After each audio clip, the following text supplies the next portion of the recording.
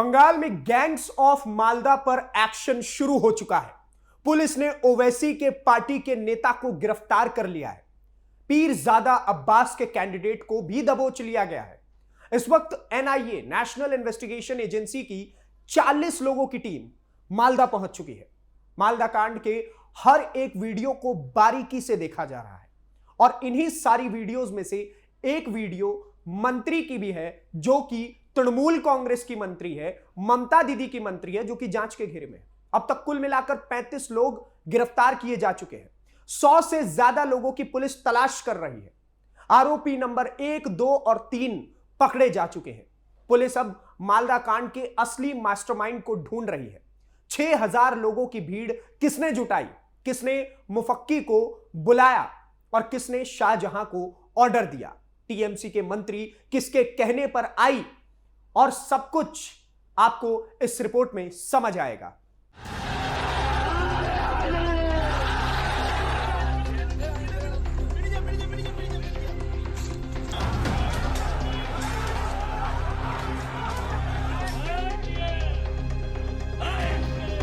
मुफक्करुल इस्लाम आरोपी नंबर 1, मालदा विवाद का मास्टरमाइंड, एआईएमआईएम का नेता बेंगलुरु भाग रहा था, वागडोगरा एयरपोर्ट से पकड़ा गया। मौलाना शाहजहां कादरी आरोपी नंबर 2, भीड़ ने जजेस को 8 घंटे तक इसी के कहने पर बांधे रखा। ये मोथाबाड़ी से पकड़ा गया। ये आईएसएफ कैंडिडेट भी है, ये हत्थे भी चढ़ गया। भीड़ को भड़काने की तीसरी किरदार है तृणमूल कांग्रेस नेता और मंत्री सबीना यास्मीन। इन पर भी भड़काने का आरोप है। पुलिस की जांच की रडार पर है। आरोपी नंबर 4 तसीरुल एसके 30 साल का है। आरोपी नंबर 5 मोहम्मद सनाउल एसके 42 साल का है। आरोपी नंबर 6 मोहम्मद हाजिमुल उम्र 30 साल की है। आरोपी नंबर 7 ये मोहम्मद नूर हुसैन है, जिसकी उम्र मात्र 26 साल है। ये भी सभी को बुला रहा था और भड़का रहा था। आरोपी नंबर 8 मोहम्मद रबी उल हक, जिसकी उम्र 31 साल की है। आरोपी नंबर 9 शाहिद अनवर 27 साल का है। आरोपी नंबर 10 रुबैल अख्तर 32 साल का है। ये सब प्रोटेस्ट के दौरान बवाल करने में शामिल थे।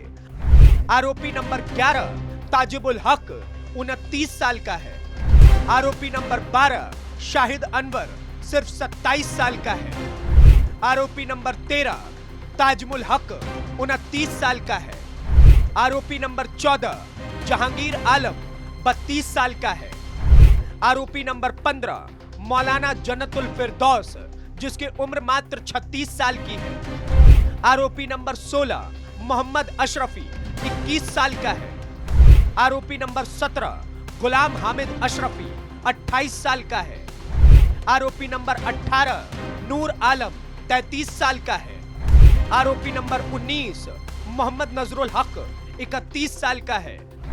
आरोपी नंबर 20 नयम हक 27 साल का है। आरोपी नंबर 21 मोहम्मद अबू सुफियान 54 साल का है। आरोपी नंबर 22 कशमुद्दीन एसके, जिसकी उम्र 60 साल की है। गैंग्स ऑफ मालदा के करीब 35 लोगों को पुलिस ने उठा लिया है और 100 से ज्यादा लोगों की पुलिस को तलाश है। ये वही लोग हैं जिन पर एसआईआर के नाम पर लोगों को उकसाने का आरोप है, जिन्होंने 7 जुडिशियल ऑब्जर्वर्स को घंटों तक बीडीओ ऑफिस के अंदर बंधक बनाए रखा।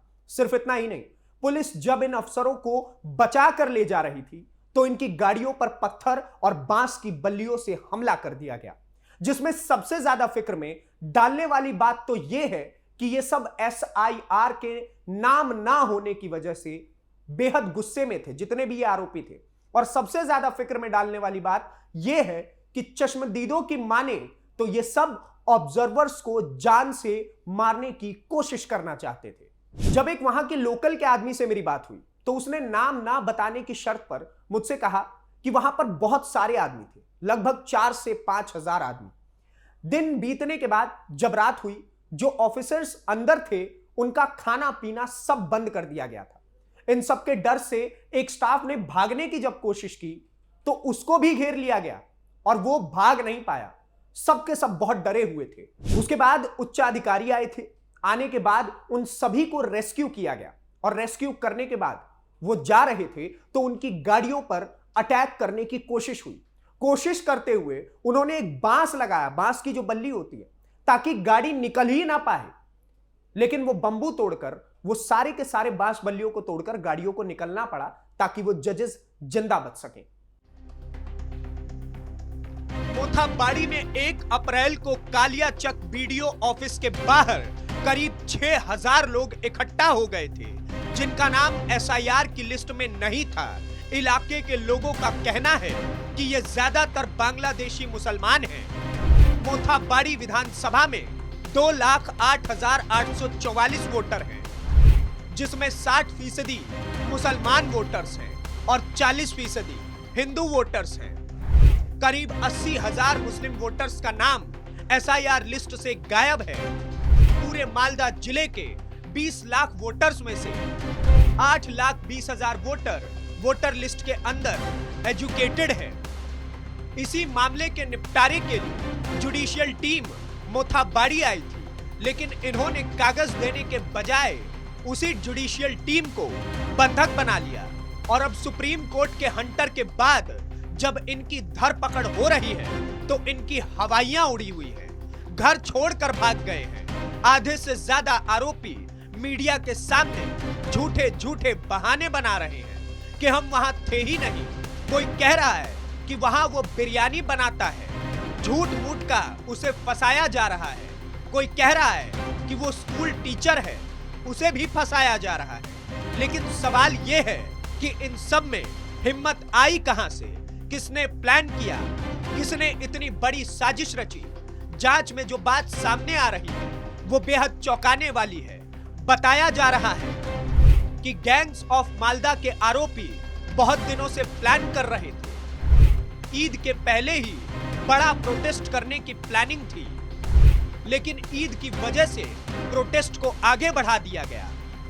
पूरी प्लानिंग के साथ विधानसभा चुनाव को चुना गया ताकि ज्यादा से ज्यादा लोगों को इकट्ठा किया जा सके। मोबाइल फोन से व्हाट्सएप करके लोगों को बुलाया गया। जिन नेताओं का मुसलमानों पर प्रभाव है, उन नेताओं ने इन सभी जिहादी भीड़ को बुलाया। कांग्रेस, टीएमसी, आईएसएफ, एआईएमआईएम और सीपीएम के नेताओं ने सबको भड़काया है। गैंग्स ऑफ मालदा की कैसी खतरनाक प्लानिंग थी। मुसलमान बोलने से ही कतरा रहे हैं। ज्यादातर मुसलमान जो उस इलाके में रहते थे वो घरों को छोड़ करके भाग गए हैं, लेकिन पूरे वारदात की कहानी मोथाबाड़ी में रहने वाले हिंदुओं ने बयान की है, जो बवाल बढ़ने के बाद घरों में कैद हो गए थे। वहां के लोग बता रहे हैं, वहां के जो हिंदू हैं वो सब बता रहे हैं कि सब टीएमसी और कांग्रेस जैसे दलों के लोग थे। वो लोग बम, बंदूक सब कुछ लेकर के आए हुए थे। उन्होंने फायरिंग एक भी नहीं की, पर वो सभी के सभी लोगों को डराने की कोशिश कर रहे थे और वो सारे हिंदू जो उस इलाके में थे वो डरे हुए थे। मुस्लिम भीड़ ऐसे ही नहीं आई। कालियाचक में लोग ऐसे ही नहीं पहुंचे। कांग्रेस, तृणमूल कांग्रेस, सीपीएम, आईएसएफ और एआईएमआईएम सबके लोकल नेताओं ने इन लोगों को बवाल खड़ा करने के लिए, केओस पैदा करने के लिए इकट्ठा किया, जिसमें सबसे बड़ा मास्टरमाइंड ओवैसी भाईजान की पार्टी का नेता मुफक्किर उल इस्लाम है, जिसने माइक संभालते ही वहां पर जहर उगलना शुरू कर दिया। कार की बोनट पर चढ़कर लोगों को भड़काना शुरू कर दिया। कैसे इसने जजों को बंधक बनाने के लिए आग लगाई, वो सुनिए। सीआईडी क्या चित्र भाई कोया ना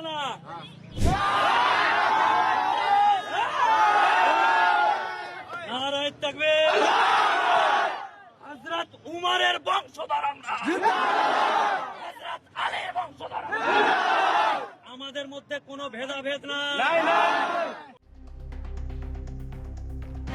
मुफक्किर उल इस्लाम पिछली बार यानी 2021 के बंगाल विधानसभा चुनाव में उत्तरी दिनाजपुर की ईटाहार सीट से एआईएमआईएम के टिकट पर चुनाव लड़ चुका है। उस वक्त मुफक्किर उल सिर्फ 831 वोट ही पाया था। एआईएम ने उत्तरी जोन का प्रभार भी मुफक्किर उल इस्लाम को दिया है और जब ये ईटाहार में बुरी तरह से हार गया तो उसने अपनी सियासी हैसियत बनानी शुरू कर दी और उसे मौका कालिया चक में मिल गया जब वहां जांच के लिए ऑब्जर्वर्स को आना था। गैंग्स ऑफ मालदा का ये मास्टरमाइंड ऐसे ही नहीं बना। उत्तरी दिनाजपुर का रहने वाला मुफक्किर, पेशे से वकील है। सोशल मीडिया पर इसके करीब 3 मिलियन फॉलोअर्स हैं। CAA, NRC और SIR के मुद्दे पर ये जहरीले बयान देता है और जिसकी वजह से मुसलमान इसके साथ जुड़ते गए। अपनी फैन फॉलोइंग का फायदा इसने कालिया चक में उठाने की कोशिश की, लेकिन इसका रोल सामने आने के बाद मुफक्किर उल इस्लाम को पुलिस ने गिरफ्तार कर लिया। पश्चिम बंगाल पुलिस ने मुफक्किर के साथ उसके साथी इकराम उल को भी अरेस्ट कर लिया है, जो उसके साथ भाग रहा था। इकराम पर भी लोगों को प्रोटेस्ट के लिए बुलाने का और भड़काने का आरोप है। ओवैसी बंगाल में हुमायूं कबीर के साथ पतंग उड़ाने की कोशिश कर रहे हैं, लेकिन मुफक्किर की गिरफ्तारी के बाद मुस्लिम वोटों की लड़ाई और कड़ी हो गई है। हालांकि अब ओवैसी की पार्टी AIM मुफक्किर से अपना पलड़ा झाड़ने में लगी हुई है, लेकिन CJI अब खुद इस मैटर पर कड़ी नजर बनाए हुए है। तो आपने देखा कैसे गैंग्स ऑफ मालदा ने पूरे सिस्टम को चुनौती देने की कोशिश की, कैसे हजारों की भीड़ इकट्ठा करके कानून को अपने हाथ में लिया गया, कैसे जजों को 8-8 घंटे तक बंधक बना करके रखा गया और कैसे सरकारी अफसरों पर हमला किया गया। अब सवाल बहुत सीधा है, यह भीड़ आई कहां से, यह हिम्मत कहां से आई, और सबसे बड़ा सवाल इनके पीछे खड़ा कौन है। क्योंकि बिना प्लानिंग के 5-6 हजार लोग एक जगह इकट्ठा नहीं होते हैं, बिना किसी के इशारे के इतना बड़ा बवाल नहीं होता है, और बिना राजनीतिक सपोर्ट के कोई भीड़ इतनी हिम्मत नहीं करता कि वो जुडिशियल सिस्टम को ही बंधक बना करके रख ले। आज नेशनल इन्वेस्टिगेशन एजेंसी यानी कि NIA की टीम मालदा में है। 35 तो गिरफ्तार हो चुके हैं, टांगे भी जाएंगे, और 100 से ज्यादा की तलाश जारी है। मास्टरमाइंड पकड़े जा चुके हैं, लेकिन असली खेल अभी बाकी है, क्योंकि असली मास्टरमाइंड वो नहीं जो लोग भीड़ में थे। असली मास्टरमाइंड वो है जिन्होंने इनको आगे किया, जिन्होंने इनको भड़काया और जिन्होंने पर्दे के पीछे से पूरी स्क्रिप्ट लिखी। और सबसे खतरनाक बात, ये सब कुछ एक नाम के बहाने, एक SIR के बहाने किया गया। SIR के नाम पर लोगों को उकसाया गया, भीड़ बुलाई गई और फिर कानून को खुलेआम चुनौती दे दी गई। अब सवाल राजनीतिक दलों से भी है। Trinamool Congress, AIMIM, ISF, CPM, क्या आपके नेताओं का इसमें कोई रोल नहीं है? क्योंकि है वो साफ तरीके से नजर आता है, और अगर नहीं है तो फिर ये लोग किसके इशारे पर सड़क पे उतरे हुए थे? किसने माइक पकड़ करके जहर उगला? किसने भीड़ को भड़काया? क्योंकि अब ये सिर्फ मालदा का मामला भर नहीं रह गया, ये देश की कानून व्यवस्था पर एक बहुत बड़ा और सीधा हमला है। यह संदेश देने की कोशिश है कि अगर भीड़ बढ़ी तो कानून छोटा पड़ सकता है।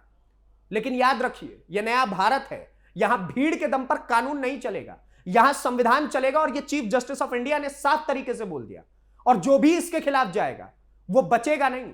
सुप्रीम कोर्ट की नजर इस पूरे मामले पर लगातार बनी हुई है, एजेंसियां एक्शंस में है, और अब देखना यह होगा कि क्या सिर्फ छोटे छोटे मोहरों पर कार्रवाई होगी या फिर उन बड़े चेहरों तक भी जांच पहुंचेगी जो पर्दे के पीछे छिपे हुए हैं।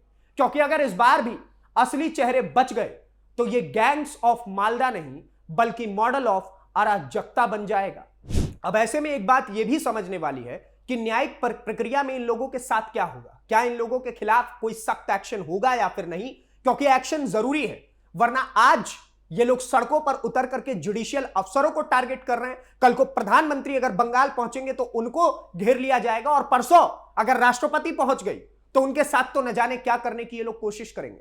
यह एक बहुत बड़ा सवाल पैदा करता है कि आखिरकार भारत के अंदर कैसे कुछ पार्टियां अपने गुंडे जैसे नेताओं को आगे करके देश की जनता को भड़का रही है, और वो भी जनता नहीं बल्कि वो जनता जो विदेशों से भाग करके पश्चिम बंगाल के अंदर आकर के घुसे हुए हैं, बांग्लादेश के मुसलमान, बांग्लादेशी मुसलमान, और हमारे भारत के जुडिशियल अफसर्स को अपने गिरफ्त में कर ले रहे हैं, उन्हें किडनैप कर ले रहे हैं। तो ये एक बहुत बड़ी बात है और इस पर नजर गड़ाए रखना जरूरी है। बाकी आप क्या सोचते हैं इस पूरी खबर को लेकर के हमें कमेंट बॉक्स में जरूर बताएं और इस प्रकार की वीडियोस को देखने के लिए कैपिटल टीवी को सब्सक्राइब करें। धन्यवाद, नमस्कार, जय हिंद, जय भारत।